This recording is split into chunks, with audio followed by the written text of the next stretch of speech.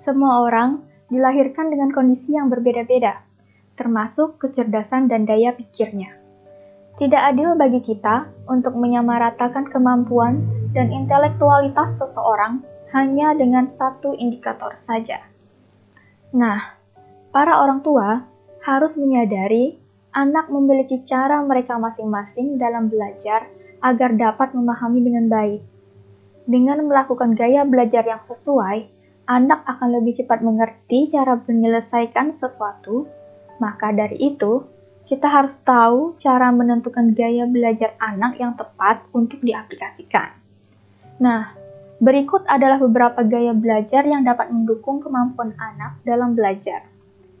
Secara umum, ada 3 gaya belajar. Pertama, visual, kedua auditori, ketiga kinestetik. Nah, kita akan membahas yang visual terlebih dahulu. Gaya belajar visual menggunakan ketajaman visual penglihatan dalam proses belajar. Misal, melalui slide, PowerPoint, kartu gambar, menonton film, melihat tulisan, melihat ekspresi wajah, dan menggunakan mind mapping. Ciri-cirinya sebagai berikut. Pertama, mereka dapat mengingat dengan lebih cepat dan akurat dengan penglihatan. Mereka memiliki ingatan yang kuat terkait bentuk, warna, dan pemahaman artistik. Mereka adalah orang-orang yang punya hobi membaca. Nah, mereka juga suka melihat dan memperagakan sesuatu. Mereka belajar dengan cara melihat dan mengamati orang lain, entah itu guru atau pengajar. Nah, kemudian mereka memiliki kemampuan menggambar dan mencatat sesuatu dengan detail. Nah, kelebihan orang dengan gaya belajar visual, mereka lebih peka terhadap warna, tidak mudah terpengaruh dengan suara berisik ketika belajar. Mereka orang yang rapi, teratur, teliti, dapat membaca cepat, dan mereka mengingat dengan asosiasi visual. Nah, kekurangan orang dengan gaya belajar visual, mereka tidak mudah memahami instruksi verbal, instruksi lisan. Nah, strategi belajar yang tepat untuk mendukung gaya belajar visual adalah menggunakan media visual atau gambar, multimedia, menggunakan warna-warna atau stabilo dalam mencatat, mind map, atau mencatatnya dengan gambar-gambar. Nah, berikutnya adalah gaya belajar auditori. Nah, gaya belajar auditori ini mengandalkan pendengaran dalam belajar, yaitu dengan cara mendengar penjelasan orang lain, belajar dengan suara yang agak keras agar ia bisa mendengar suaranya sendiri, kemudian menggunakan tape record, atau mereka melakukan diskusi. Ciri-ciri gaya belajar auditori, mereka dapat mengingat dengan baik dari apa yang mereka dengar. Kemudian mereka tidak dapat berkonsentrasi untuk belajar jika suasananya tidak mendukung atau agak berisik begitu.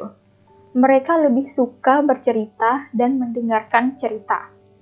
Nah, mereka mampu mengulang informasi yang didengar dengan detail.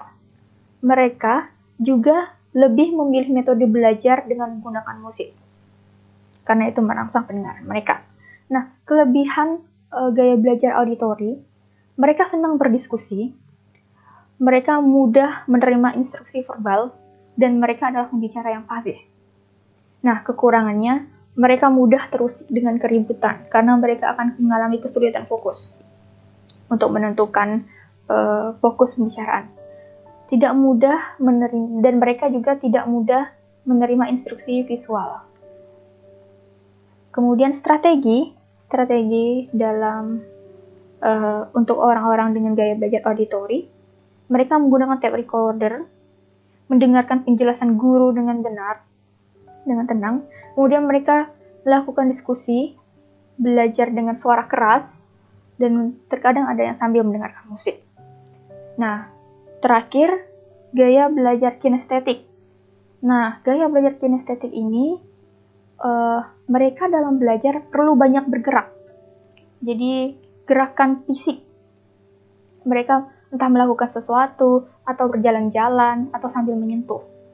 Jadi ciri-ciri orang dengan gaya belajar kinestetik, mereka tidak dapat diam. Mereka lebih mudah menghafal sesuatu jika mereka membuat gerakan-gerakan. Mereka lebih menyukai belajar dengan praktek secara langsung.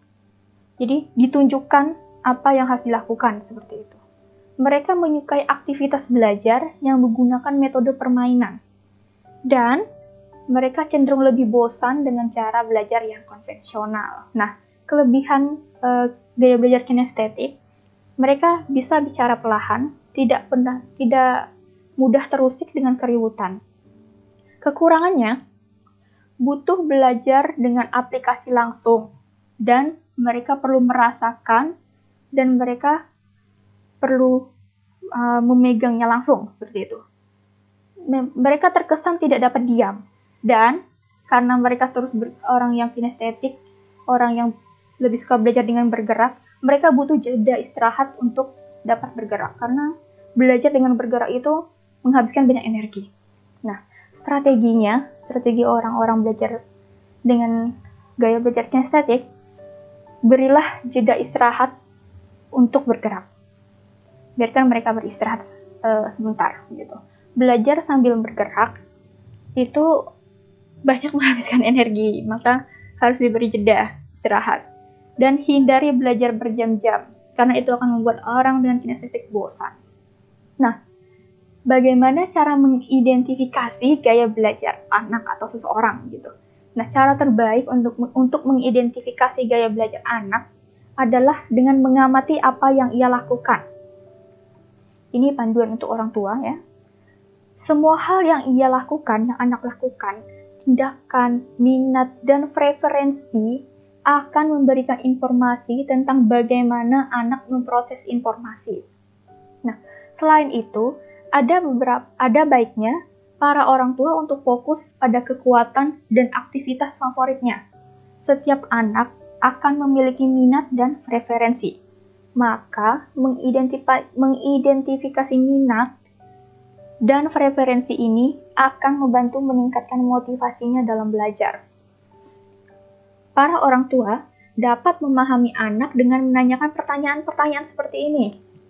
Misal, selain menanyakan bisa juga diamati ya. Apakah dia suka membaca buku? Kalau membaca, melihat itu artinya visual. Kalau menggambar itu juga visual. Membaca buku atau dibacakan bukunya. Kalau dibacakan itu berarti auditori. Nah, apakah dia lebih suka ditunjukkan bagaimana cara melakukan sesuatu daripada diberitahukan secara lisan? Ditunjukkan melakukan sesuatu itu bisa jadi visual atau kinestetik. Karena kalau dia hanya melihat dan bisa melakukan itu visual. Tapi kalau dia harus melihat dan langsung memperagakan itu kinestetik. Dan apakah dia aktif? Tentu saja harus dilihat apakah dia aktif atau tidak. Kalau aktif kemungkinan kinestetik. Nah, perlu diperhatikan bahwa ada kebanyakan anak menggabungkan 2 atau lebih metode belajar.